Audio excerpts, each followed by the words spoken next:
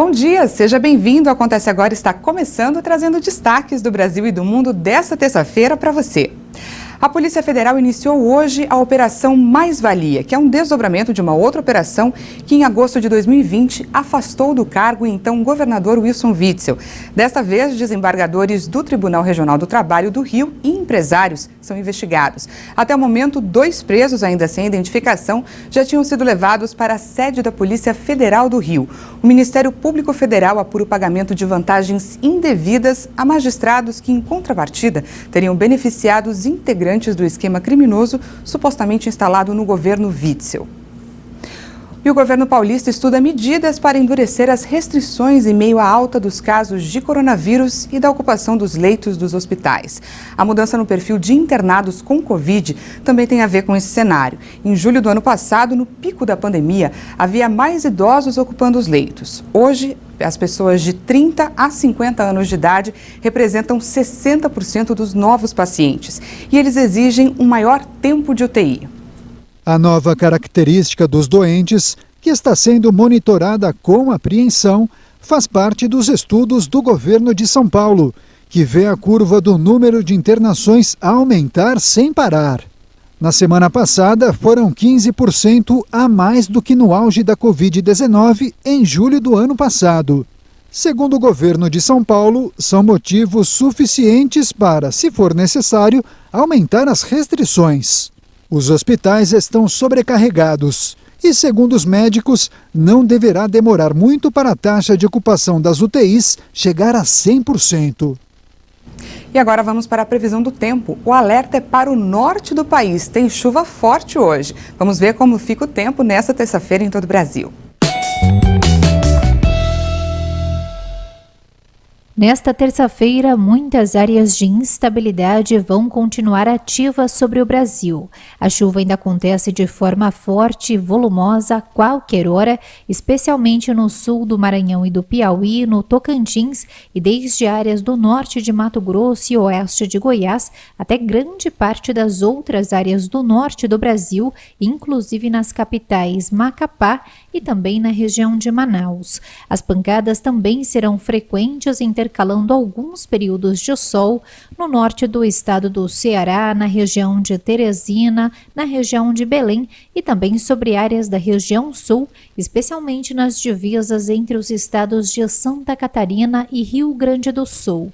Chove entre a tarde e a noite na maior parte das outras áreas do país, inclusive em Roraima, no estado de São Paulo, na região de Goiânia e também sobre o Distrito Federal. O tempo fica firme apenas sobre algumas áreas do sudoeste do estado do Rio Grande do Sul, no Rio de Janeiro, em grande parte de Minas Gerais, inclusive em Belo Horizonte, e em áreas do interior da Bahia e do Rio Grande do Norte. Entre as capitais Salvador, Vitória e também sobre Natal, o dia será de sol entre muitas nuvens, apenas com chuva rápida.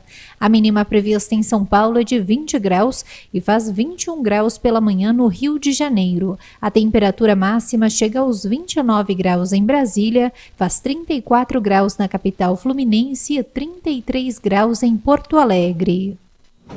Os Estados Unidos voltaram a dizer que estão preparados para se reunir com o Irã. O objetivo é salvar o acordo sobre o programa nuclear iraniano. O porta-voz da diplomacia americana Ned Price afirmou que os Estados Unidos continuam preparados para se reunir com o Irã a fim de salvar o acordo sobre o programa nuclear iraniano. No domingo, Teherã rejeitou um diálogo direto com Washington. Estamos decepcionados com a resposta do Irã, mas continuamos prontos para nos encaixarmos novamente em uma diplomacia significativa para alcançar um retorno mútuo aos cumprimentos dos compromissos do plano. Em 2018, o então presidente americano Donald Trump retirou o país do Acordo Internacional de 2015 sobre o programa nuclear iraniano, ao considerar que era insuficiente para garantir que Teherã não desenvolva uma bomba nuclear. Washington restabeleceu então todas as sanções contra a República Islâmica e, em represália, o Irã começou a descumprir o acordo. O novo presidente americano Joe Biden mostrou-se disposto a retornar ao pacto se o Irã voltar a respeitá-lo. Os dois lados consideram que o outro deve dar o primeiro passo. E o presidente dos Estados Unidos e do México, Andrés Manuel Obrador, fizeram uma reunião virtual ontem e falaram de imigração e pandemia. O encontro ocorre no momento em que os Estados Unidos enfrentam uma nova onda de imigrantes sem documentos na fronteira sul e enquanto Biden, que acaba de assumir o cargo, suspende a construção do muro fronteiriço promovido por Donald Trump e ameniza a dura política anti-imigração de seu antecessor. Os Estados Unidos e o México são mais fortes quando estão juntos. Há uma longa e complexa história entre nossas nações. Nem sempre fomos vizinhos perfeitos, mas vimos repetidamente o poder e o propósito quando cooperamos.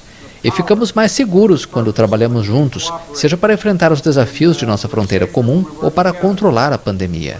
A Casa Branca disse que o encontro com López Obrador abordou a colaboração em imigração, esforços conjuntos de desenvolvimento no empobrecido sul do México e América Central, recuperação da pandemia da Covid-19 e cooperação econômica. O vulcão indonésio Sinabung entrou em erupção nesta terça-feira, lançando uma gigantesca coluna de cinzas e fumaça de vários quilômetros de altura. Foi a maior registrada desde 2010. Os vulcanologistas registraram mais de 13 projeções que alcançaram 5.000 metros de altura sobre a ilha de Sumatra. As autoridades indonésias elevaram o nível de alerta para o vulcão, que já está no terceiro de uma escala de 4, mas negaram acesso a uma zona de 5 quilômetros ao redor de sua cratera. Segundo Mohamed Nurul Ashori, responsável por monitorar as atividades do vulcão, a nuvem de fumaça do Sinabung é a maior desde 2010. O vulcão de 2.460 metros de altura no norte de Sumatra permaneceu inativo durante vários séculos antes de despertar em 2010 com uma erupção que matou 2 pessoas. Houve outras 2 erupções fatais, uma em 2014 que matou pelo menos 16 pessoas e outra em 2016 com 7 vítimas. A Indonésia tem 130 vulcões ativos. O país fica no Anel de Fogo do Pacífico, uma zona de grande atividade sísmica e erupções vulcânicas, onde convergem 3 grandes placas tectônicas. Imagens aéreas mostram um iceberg gigante que se desprendeu na Antártida. O enorme bloco de gelo tem quase o tamanho da região metropolitana de Londres. A separação do enorme pedaço de gelo foi anunciada na semana passada e ocorreu perto de uma estação científica britânica que temia há muito tempo a possibilidade do fenômeno. O iceberg não representa uma ameaça para vidas humanas. As 12 pessoas que trabalhavam na estação Rayleigh 6, situada a menos de 20 quilômetros da área de ruptura, foram retiradas em meados de fevereiro. Em um comunicado, a British Antarctic Survey revelou que os cientistas controlam diariamente o progresso das falhas mediante uma rede automatizada de dispositivos GPS de alta precisão ao redor da estação.